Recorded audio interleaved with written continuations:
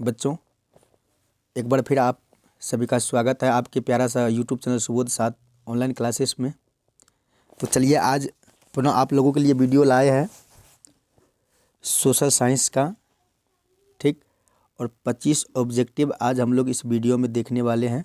Total 25 objective को solve करने वाले हैं, ठीक।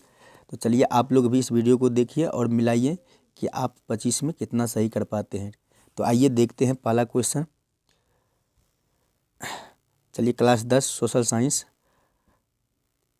कहते हैं कि जो पढ़ाई आज तुम्हें दर्द लग रही है, अगर इस दर्द को झेलते रहो तो कल ये दर्द तुम्हारी सबसे बड़ी ताकत बन जाएगी। तो इसलिए मेहनत से और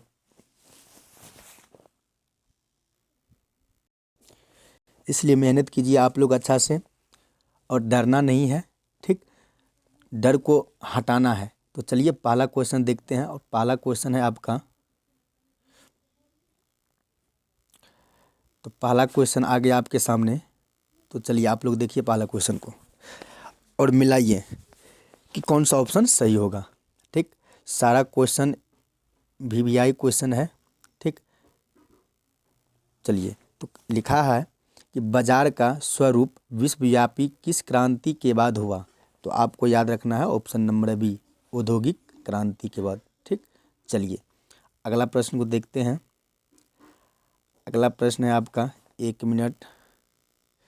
चलिए अगला प्रश्न है, रुक जाइए। चलिए अगला प्रश्न है कि भारत में सबसे बड़ा लौह अयस्क उत्पादक राज्य कौन सा है, ठीक। तो आपको याद रखना उड़ीसा, ऑप्शन नंबर डी।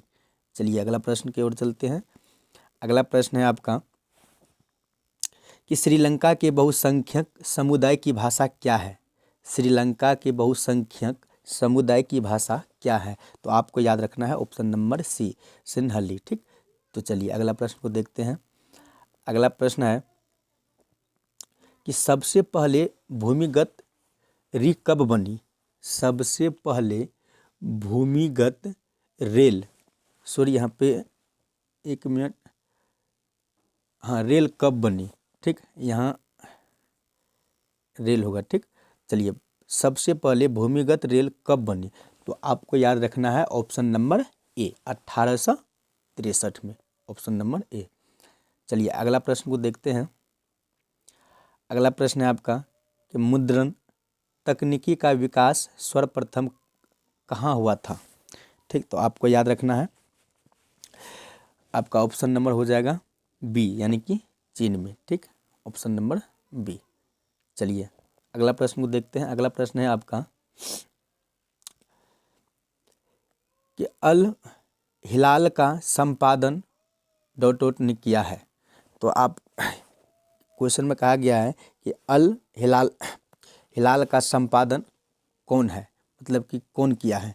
तो आपको याद रखना है ऑप्शन नंबर सी, यानी कि मौलाना आज़ाद ने, ठीक। Option number C. चलिए अगला प्रश्न है। अगला प्रश्न कहता है कि इटली के एकीकरण में निम्न में से किसका संबंध नहीं है। इटली के एकीकरण में निम्न में से किसका संबंध नहीं है। तो आपको याद रखना है ऑप्शन नंबर ए, बिस्मार्क, ठीक। चलिए अगला प्रश्न है आपका, हमसे पहले आप लोग जवाब दीजिए, ठीक। तो चलिए अगला प्रश्न, देश के बांधों को किसने भारत का मंदिर कहा था। चलिए देश के बांधों को किसने भारत का मंदिर कहा था। तो आपको याद रखना है ऑप्शन नंबर डी, यानी कि पंडित नेहरू, ठीक। तो चलिए अगला प्रश्न है आपका, किस फसल को उजला सोना कहा जाता है। किस फसल को उजला सोना कहा जाता है। तो आपको याद रखना ऑप्शन नंबर बी, कपास को, ठीक। चलिए अगला प्रश्न है। अगला प्रश्न है कि संसार के चावल उत्पादक देशों में भारत का स्थान है। संसार के चावल उत्पादक देशों में भारत का स्थान है, यानी कि कौन सा स्थान है भारत का। तो आपको याद रखना है ऑप्शन नंबर आपका हो जाएगा सी, यानी कि दूसरा, ठीक। दूसरा स्थान है भारत का। चलिए अगला प्रश्न है कि रूस की बालशेविक क्रांति का नेतृत्व किसने किया? रूस की बालशेविक क्रांति का नेतृत्व किसने किया? तो आपको याद रखना है ऑप्शन नंबर सी, यानी कि लेनिन, ऑप्शन नंबर सी। तो चलिए अगला प्रश्न है आपका कि भारतीय संविधान की 8वीं अनुसूची में कितनी भाषाओं का स्थान दिया गया है? ठीक, कितनी भाषाओं का स्थान दिया गया है? तो आपको याद रखना है 22 भाषाओं का स्थान दिया गया है भारत के 8वीं अनुसूची में। ठीक, चलिए अगला प्रश्न है आपका। अगला प्रश्न कहता है कि सन 2008 से 2009 के अनुसार भारत की औसत प्रति व्यक्ति आय है, तो मतलब क्या है? सन 2008 और 9 के अनुसार बताना है। तो चलिए आपको याद रखना है ऑप्शन नंबर आपका हो जाएगा बी। ठीक, ऑप्शन नंबर बी 25,494। ठीक, चलिए अगला प्रश्न को देखते हैं। अगला प्रश्न है आपका कि आधुनिक युग की प्रगति का श्रेय मुद्रा को ही है। एक मिनट रुक जाइए, क्वेश्चन को देखना पड़ जाएगा। क्वेश्चन, आधुनिक युग की प्रगति का श्रेय मुद्रा को ही है, यह कथन है। मतलब कि क्वेश्चन सही है कि आधुनिक युग की प्रगति का श्रेय मुद्रा की है, यह कथन किसका है आपको बताना है। तो आपको याद रखना है ऑप्शन नंबर आपका हो जाएगा सी। ठीक, मार्शल का। ठीक, चलिए अगला प्रश्न को देखते हैं। अगला प्रश्न है, तो चलिए अगला प्रश्न है आपका कि आउटसोर्सिंग का सर्व प्रमुख क्षेत्र है। तो आपको याद रखना है भारत। ठीक, भारत। चलिए अगला प्रश्न को देखते हैं। अगला प्रश्न है आपका कि आई चिन्ह अंकित है। ठीक, तो आपको याद रखना है ऑप्शन नंबर हो जाएगा आपका सी, यानी कि 1500 उत्पादों पर। चलिए अगला प्रश्न को देखते हैं। अगला प्रश्न है आपका कि अंतर्राष्ट्रीय व्यापार संबंधी नियमों को निर्धारित करने वाली संस्था कौन है? तो आपको याद रखना है ऑप्शन नंबर आपका हो जाएगा डी, इनमें से कोई नहीं, कोई नहीं। ठीक, नहीं है, ऑप्शन नंबर क्या हो जाएगा डी। चलिए अगला प्रश्न है आपका G8 की स्थापना कब हुई? G8 की स्थापना कब हुई? तो आपको याद रखना है 1975 में, ऑप्शन नंबर सी। ठीक, तो अगला प्रश्न है आपका कि बम्बई में पहली आधुनिक सूती वस्त्र मिल किस कारण स्थापित हुई?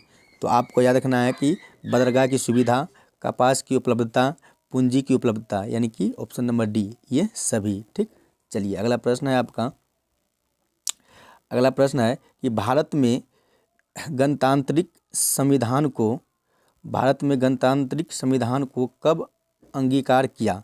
तो आपको याद रखना है ऑप्शन नंबर आपका हो जाएगा सी, 26 जनवरी 1950। ठीक, यानी कि कब लागू हुआ था भारत में संविधान, कब लागू हुआ था? तो आपको याद रखना होगा 26 जनवरी, 26 जनवरी 1950, ऑप्शन नंबर सी।